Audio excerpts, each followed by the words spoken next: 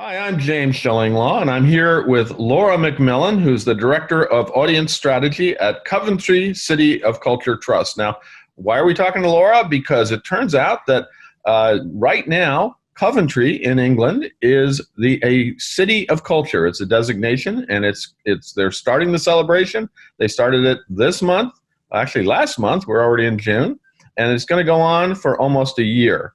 And when and if you will, let's say you will get your clients back there, you're going to be able to send them to a wonderful place with a lot going on in Coventry.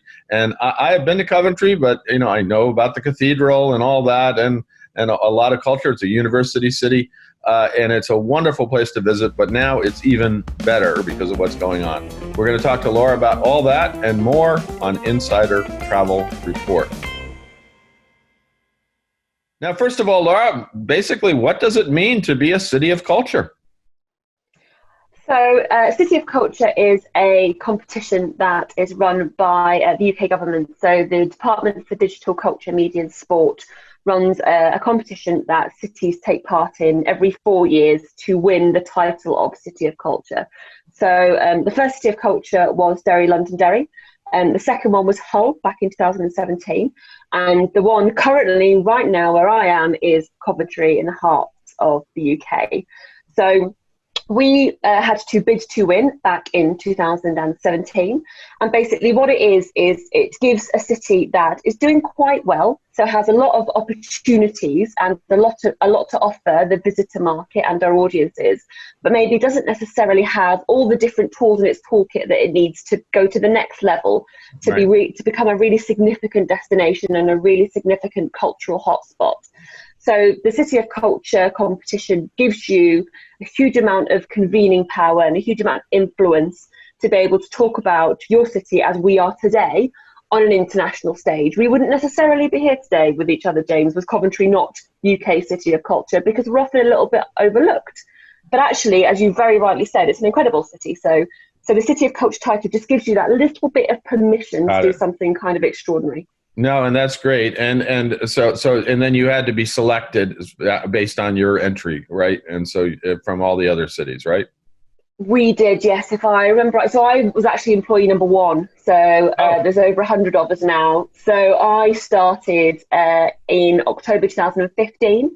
And I basically worked with a huge amount of stakeholders and partners across the city for the best part of a year.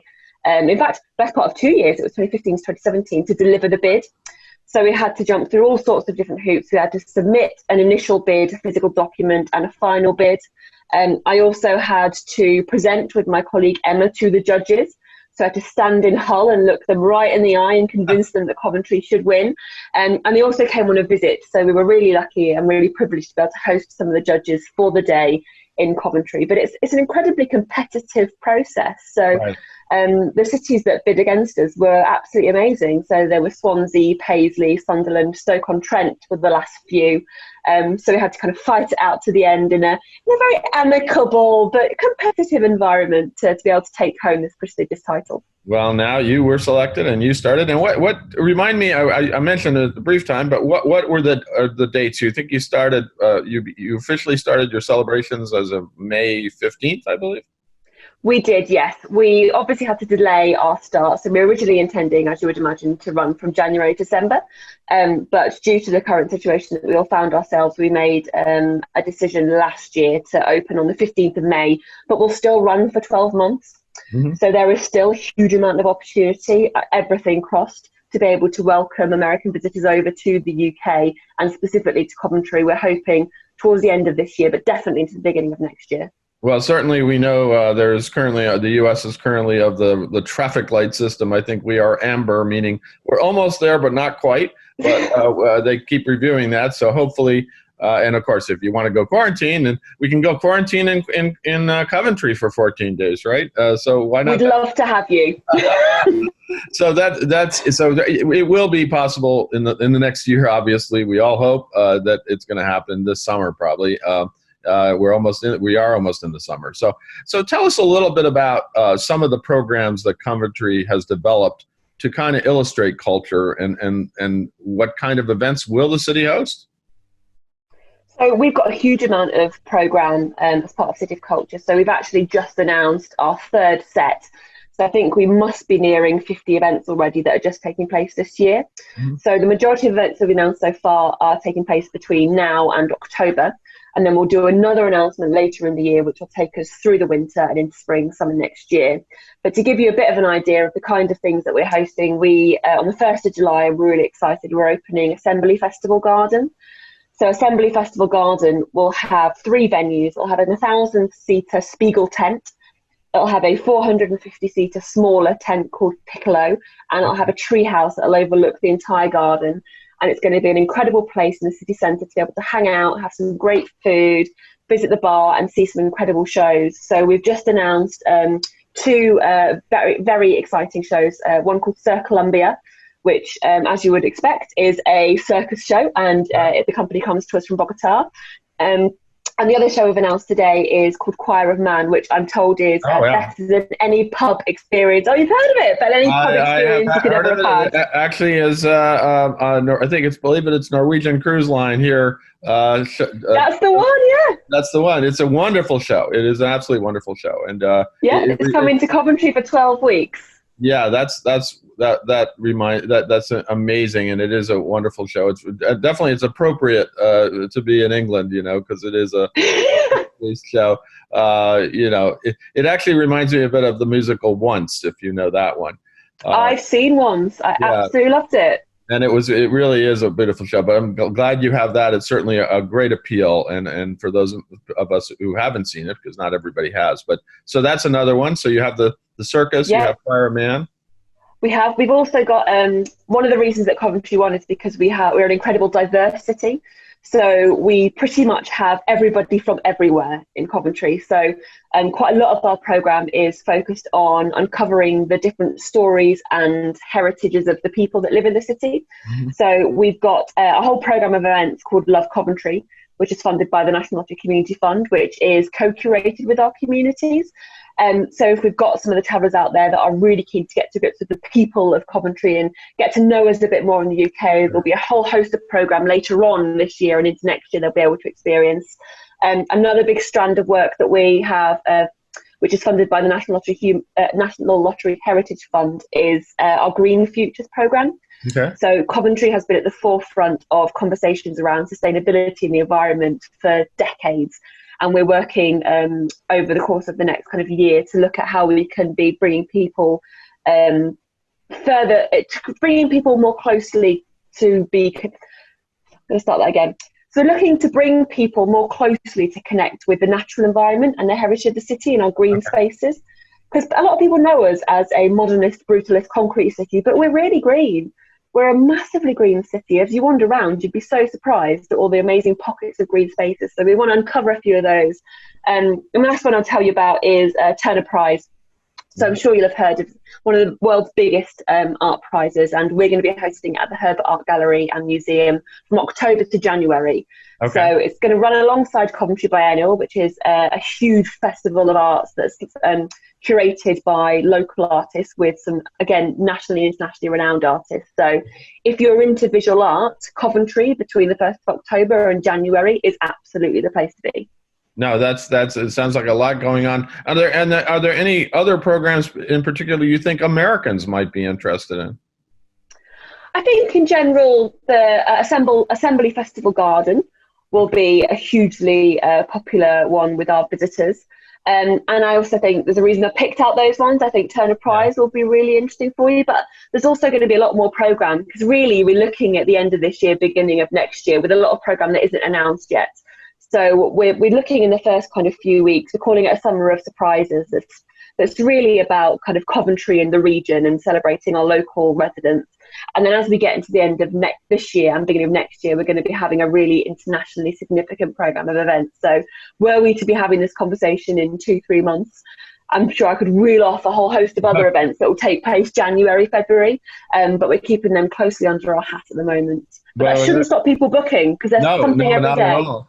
And we did talk. I mean, I think we mentioned when we talked before that you were still working on some packages and things like that maybe Americans can take advantage of. So stay tuned for that kind of thing in terms of how to go and stay and experience these things for a significant amount of time, correct? So Yeah, absolutely. We've got a new hotel just opened about 4 weeks ago now, the Coventry Evening Telegraph Hotel, which is a kind of Mad Men boutique style hotel in the city centre. It's absolutely extraordinary. It's an old newspaper warehouse, kind of printed. It has huge printing press and art. Right. It's fantastic. I absolutely love it. So that's just opened. And also, I think the main thing to get across is that how well connected the city is. So for those of you that might not know, Coventry is right in the centre of the UK. We are about 56 minutes from London by train, so super quick to get here. And Birmingham Airport is, I believe, 18 minutes away on the train from Coventry, even less if you were to kind of hop in a taxi and come straight to the outskirts. So it's really, really well connected. We're on all the motorway networks. Okay. So basically, if there's a way you would like to move around the UK, we are going to be on it. We're even on the canal network. There you go. Well, it's easy to get there, and now easy to get. You mentioned the hotel, and that sounds like a fascinating hotel. But do you expect that hotels are going to be pretty jammed this coming year because of this, or should we book ahead and make sure we have some rooms? Yeah, absolutely. We've got a whole host of other hotels in the city. So we've got the Ramada, we've got, as you would expect, Premier Inn and Holiday Inn. So we do have various accommodation opportunities. We also have Coombe Abbey, which actually I think could be very popular with our American visitors. It's a stately home, which is about 15-minute drive from the city centre, in acres and acres of green. It's just absolutely beautiful, but really close to the city centre. And they do a fantastic English afternoon tea, and you cannot come to the UK without having a scone with cream and jam. It's just not an option. Well, and a Coventry God cake. Yeah, well, no, absolutely. Well, we Americans, we like our stately British homes, to stay in, especially because we watch too much television where we see these stately homes. So, well, they're here. We have them in Coventry. There you go. Now, talk a little bit about some of the other main attractions of the city for those who might not be familiar with it. So I think probably one of the most significant attractions that we have is the cathedral, which you very rightly mentioned. So we have the cathedral ruins and then the incredible new cathedral, which is it's an internationally significant destination, and you can come and visit it for free. So it's absolutely amazing. But we also have a whole heap of other things that are kind of a little bit more under the radar. So we have a place very close to my heart called Fargo Creative Village, which is about a 10-minute walk outside of the city centre and is a hub for local makers, independent business. We have microbreweries, we have street food, and it's just a really cool, colourful, vibrant place to hang out with artists. We also have the Belgrave Theatre, which is in our city centre, and Warwick Arts Centre, which have their own programme, City of Culture, that are absolutely should be part of anybody's itinerary. And then we also have some of our smaller arts organisations as well. So we have actually we have the UK's first shopfront theatre, and I'll get the place wrong, but it is inspired. Julia and Chris, who run it, took a trip to America and came across a shopfront theatre. Okay. I want to say Texas, but I'm not 100% sure. And they came back and they built one in the UK. I think it can't be far off a decade ago. So there's a little bit of America. I suppose the other thing that I should have mentioned, really, and it's slightly different, is we've got a cultural partnership with Detroit. So if you know the city, you might know about our kind of manufacturing heritage. Yeah, so you were a big automaker, like Detroit. Huge. Jaguar, Land Rover, Peugeot, invention of the jet engine. So there's tons of tech that was invented in Coventry. But we're actually working on a program called Youthful Cities with the British Council, where we're working with young people in Detroit and Coventry to create a program which will come to fruition towards the end of this year. No, that's great, because it's I know that the heritage of Coventry with the automakers and all those old British car brands that unfortunately we don't see so much anymore, because it seems like there's only several world brands now that everybody drives. But I love those old British cars. Now, let's talk a little bit about the city. Was a medieval city. We talked about the cathedral. It was a beautiful cathedral. Unfortunately, was destroyed during World War II by bombing, and then you rebuilt it. And so that's kind of, as you said, one of the main attractions. So there's a lot of stuff you can do on a history basis. Obviously, all this layered on all the cultural attractions and events you're going to be holding. But what would you tell American travel advisors, who are our audience, to tell their clients about Coventry and really its new status as City of Culture? How should they be selling travel to Coventry this year once Britain opens up, which should be very shortly, I think? Yep, so I would sell Coventry as the #1 UK visit destination in 2021. There's a City of Culture once every 4 years, and it is a 365-day celebration of arts, music, theatre, dance. It is absolutely now the right time to come. And if you've got visitors who are interested in architecture, from medieval to modernist, then just wandering around the city is an absolute feast for the senses. Mm-hmm. And a lot of the attractions that we have got specific City of Culture programs. And you mentioned that your love of cars. We also have an internationally significant transport museum in the city centre. Oh, I love those transport museums, I got to tell you. We've got an extraordinary one. It had a multi-million-pound refurb just before City of Culture started, so it absolutely should be on your to-do list. The other really nice thing about Coventry is it's super walkable. So a lot of the city centre is pedestrianised, and it's not a huge city. It feels like a big city, but it's actually quite small. Right. So you can do a lot of stuff in a short period of time. And the other thing I think is just selling Coventry in the wider region. So we are about 20 minutes from Stratford-upon-Avon. And there's this guy from Stratford-upon-Avon, William Shakespeare. You might have heard from him in the past. It's a minor playwright. Might ring a bell. So he's really close. He's only 20 minutes down the road. Right.